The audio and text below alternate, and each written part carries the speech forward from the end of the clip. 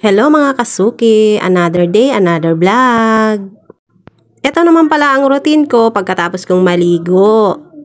Share ko lang naman sa inyo at ayan, tapos na nga ako dyan maligo. Matapos ko nga tanggalin yung tuwalya sa aking ulo ay sinuklay ko naman muna yung aking buhok.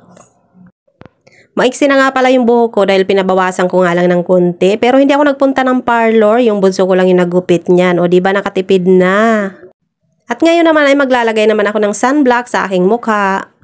Kahit nga nasa bahay lang ako ay talaga naman naglalagay ako ng sunblock. Yung mukha ko kasi marami ng pikas, yung mga maitim-itim. Hindi masyalata kapag malayuan. Pero kapag tinitigan mo talaga ay makikita mo na marami ng maitim-itim.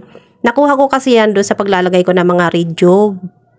Pagkatapos ko nga maglagay ng sunblock ay magli-lipstick naman ako. May kaitiman kasi labi ko kaya naman lagi ako nagli-lipstick. Pero minsan pagka tinatamad talaga ako hindi na ako nagli-lipstick lalo kung nasa bahay lang din naman ako. Aywan ko ba naman kasi puro na lang maitim. Hindi man lang ako biniyayaan ng konting kulay kaya lahat dinadaan ko na lang sa pagkukulay. Charis. Paminsan-minsan ay kailangan natin talaga alagaan yung ating sarili. Hindi naman porkit marami na tayong anak at busy na tayo sa buhay at tayo matanda na ay papabayaan na natin yung ating sarili. Ang pag-aayos naman at pagpapaganda sa iyong sarili ay hindi ibig sabihin ay kumakarengkeng ka na. Isipin mo na lang na reward mo ito sa iyong sarili. Siyempre araw-araw napapagod ka rin naman.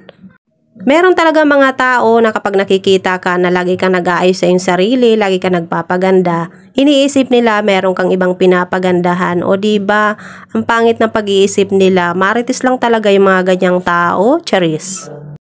At ayan, tapos na ako maglagay ng sunblock, kaya ngayon aayusin ko naman yung aking kilay. Siyempre, kilay is life ang person.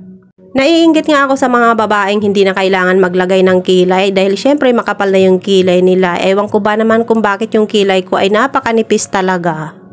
Kaya kailangan ko pa talagang drawingan yung aking kilay at minsan nga hindi pa nga nagpapantay. Syempre hindi naman ako magaling mag-drawing ng kilay, charis. At naglagay rin nga ako ng konting face powder para naman hindi nagmamantika yung mukha natin. Yung bang parang magpiprito na tayo ng itlog, charis. Kapag kasi sunblock lang yung ilalagay mo at walang face powder, talaga naman magmamantika yung iyong mukha. At pagkatapos ko nga maglagay ng kung ano-ano sa pagmumukha ko ay ayan, pangiti-ngiti na ang person. Masarap na sa pakiramdam, feeling ko maganda na ako, charis. Eto naman nga yung ganap ko kapag wala na akong ginagawa. Binibidyohan ko yung asawa ko na walang kamalay-malay kasi naman nakahiga na naman, hindi na naman nagbiyahe. At kung todo di kumot pa ka, siguro nakasakay na naman dyan si Juan Tamad, charis. At ayan lang naman yung ganap-ganap ko for today's video. Kunting suklay-suklay. Hanggang dito na lang. See you on next vlog. Bye!